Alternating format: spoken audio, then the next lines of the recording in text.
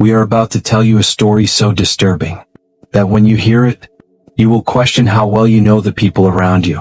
A story about a 16-year-old boy living in what looked like an ordinary home, with an ordinary family, in an ordinary neighborhood. But that ordinary life hid a secret so dark that one night would shatter everything. How could someone so young harbor thoughts so terrifying? Could silence be more dangerous than rage? And how does a normal home turn into a crime scene without any warning? These are the questions you will be asking yourself as you listen. The house looked exactly as any suburban home would. A small front lawn, tidy hedges, windows lit softly by the glow of lamps. No alarms had ever gone off. No history of police visits. No neighbors had ever complained. Inside lived 5 people.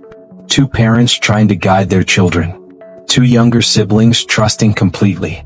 And the eldest son, the one everyone thought was quiet, polite and harmless. He was 16. A student who followed rules, never argued, and spent most of his time alone. He had always been quiet, never rebellious, never loud. But beneath that calm exterior, something had begun to stir. No one noticed the signs, because there were none. No yelling, no aggression, no fights, just silence. And sometimes silence can speak louder than screams. Every correction felt like humiliation. Every rule felt like imprisonment. Every conversation felt like an accusation. He stopped responding, not because he agreed, but because he had begun to withdraw.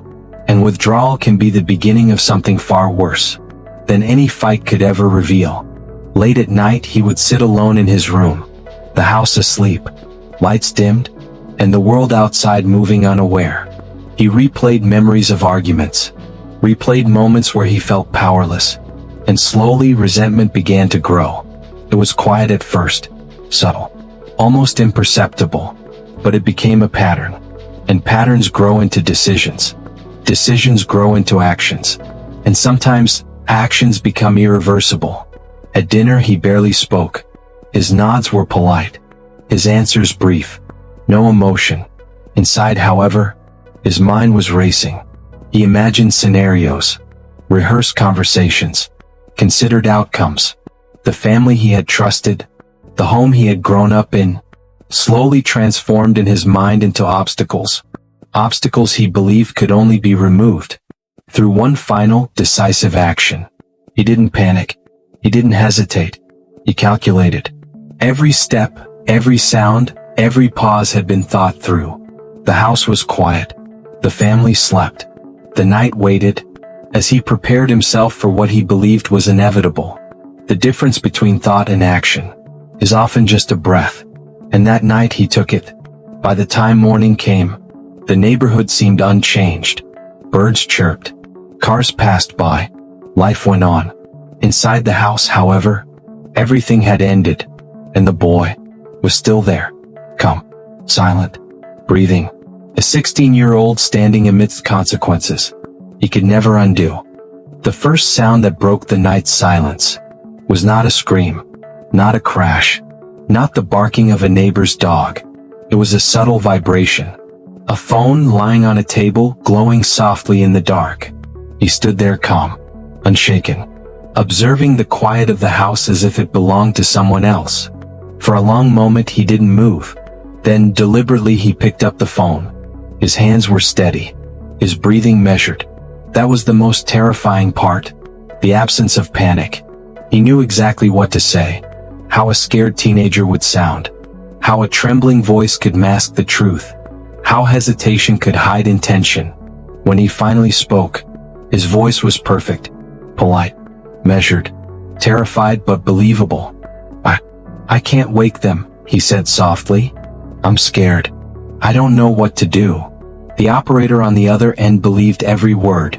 First responders arrived, and they found a house that made no sense. No broken locks, no signs of struggle, no chaos. Only a boy sitting quietly, wrapping himself in a blanket, staring at the floor as if nothing had happened. He didn't cry. He didn't shout. He didn't protest. He answered their questions with precision. Short sentences. No mistakes.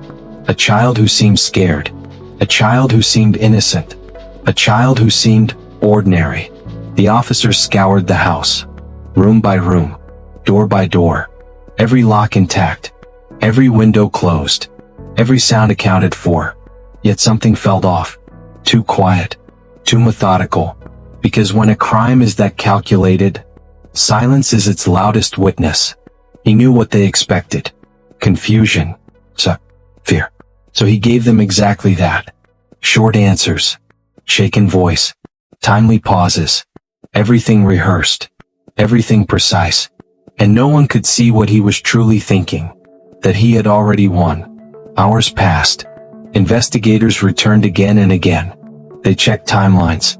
They verified alibis. They considered intruders, neighbors, anyone else. But the house refused to support those theories. All evidence pointed inward, toward him. The first cracks appeared in his story, not because he faltered emotionally, but because his version of events was too perfect. Consistency became a trap. Politeness became a clue. A single pause here, a hesitation there, a tiny contradiction, and investigators began to feel it. Something about him was off. Something about that calm, unnatural. Then came the question that mattered most. Why? Why would a 16-year-old do this? Why would someone so small, so young, destroy the people closest to him?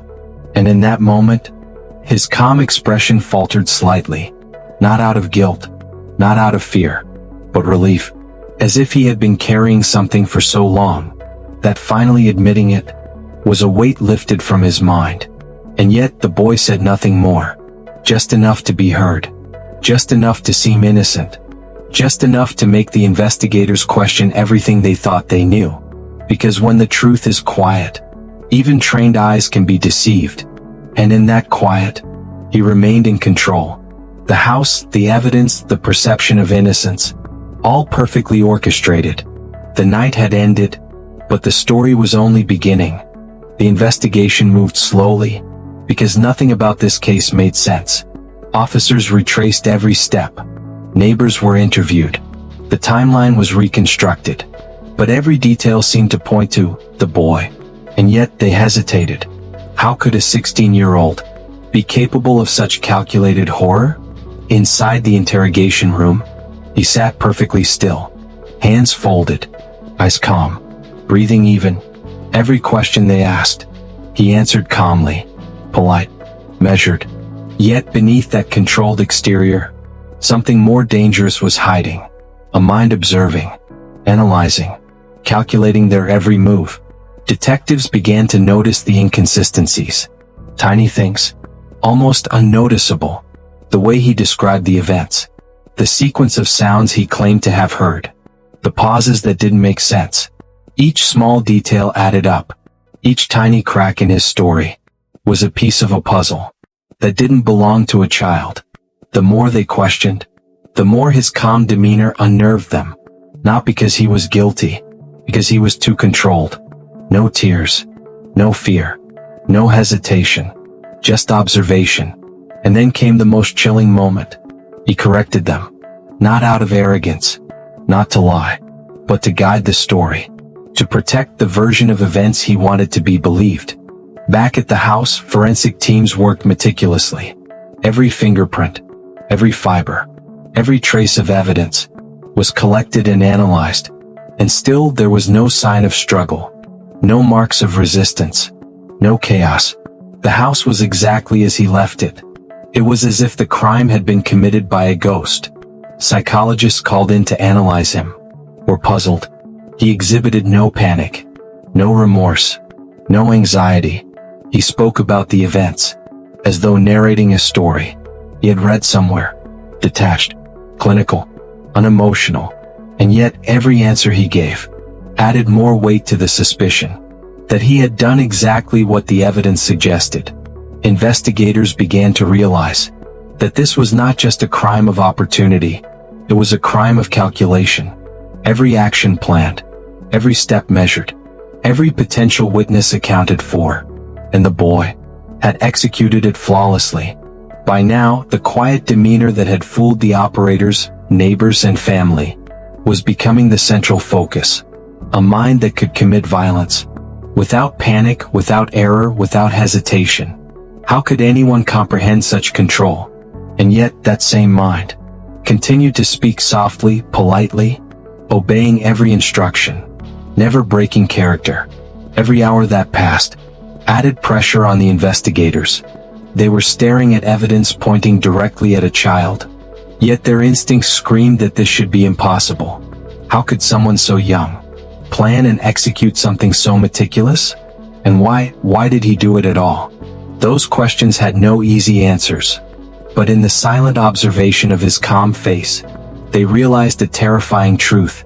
The most dangerous people are often the quietest. This is how the investigation unfolded, step by step, revealing a mind that no one had ever truly seen. A mind that understood human behavior. A mind that predicted every reaction. A mind that stayed one step ahead. And in that realization, the investigators felt a fear that no screaming could ever convey. Some monsters do not roar. Some monsters whisper. The house, once filled with laughter, now echoed only memories. And inside that empty calm, the question lingered. What drove a 16-year-old to commit such horror? It wasn't anger alone. It wasn't jealousy. It wasn't even rebellion. It was something more subtle. Something that had been building silently for years. Family dynamics, once ordinary, were layered with tension no one had noticed.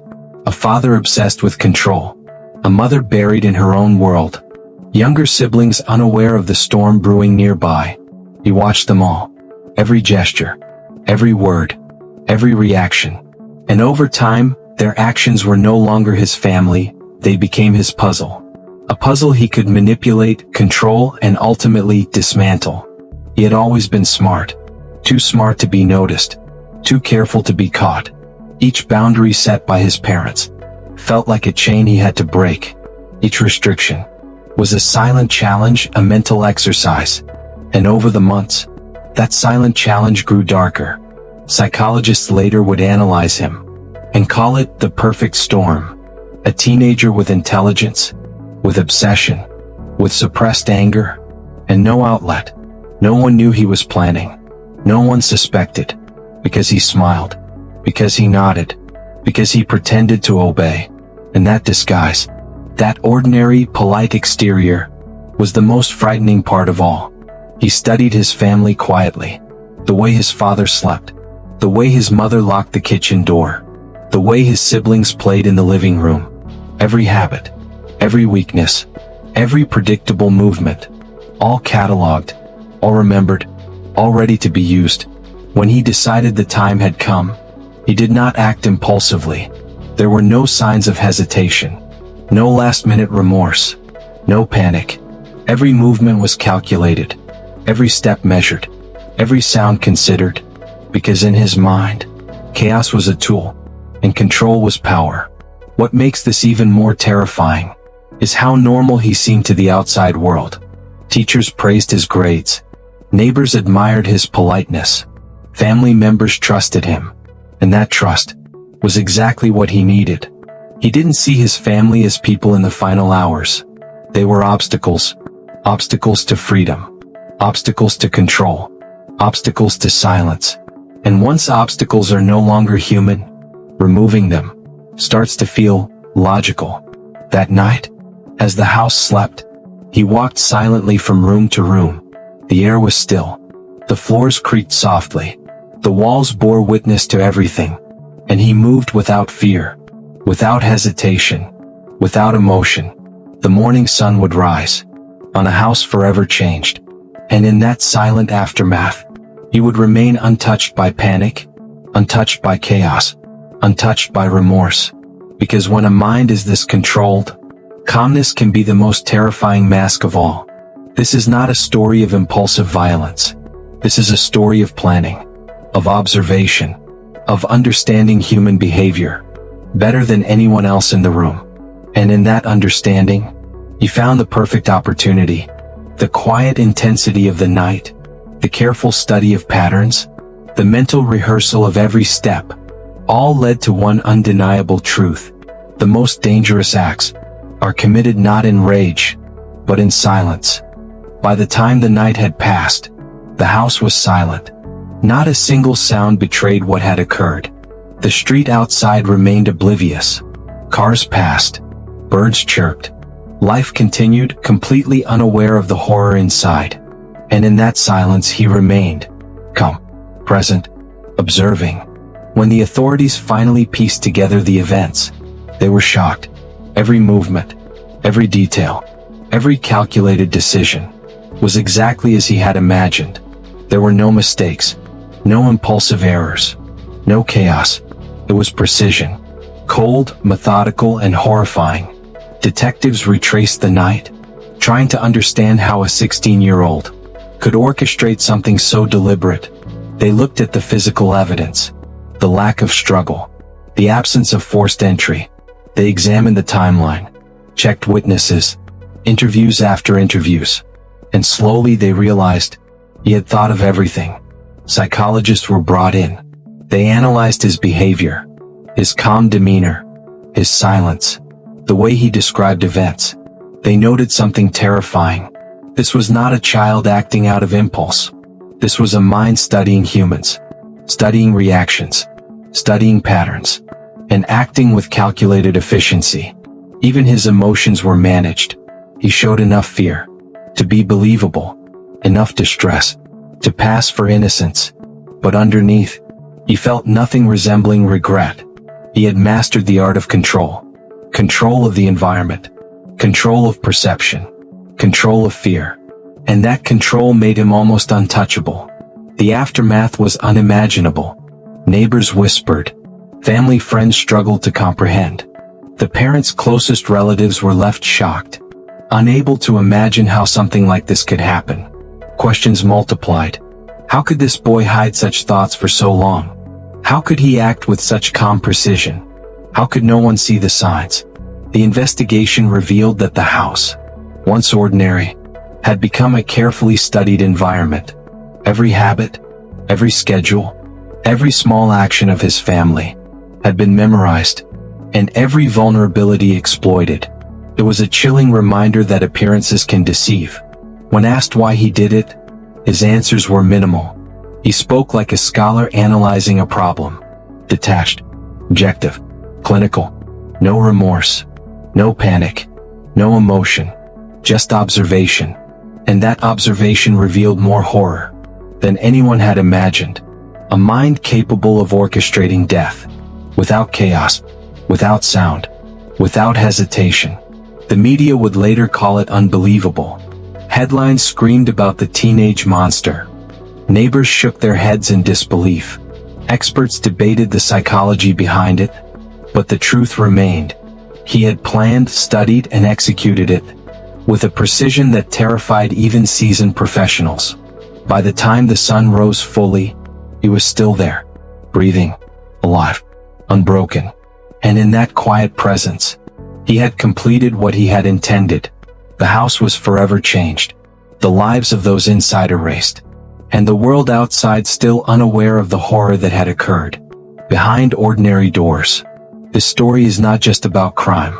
It is about observation, planning, control, and the terrifying capability of a mind that can calculate without fear. And it leaves one chilling thought lingering. Sometimes the quietest people are the most dangerous.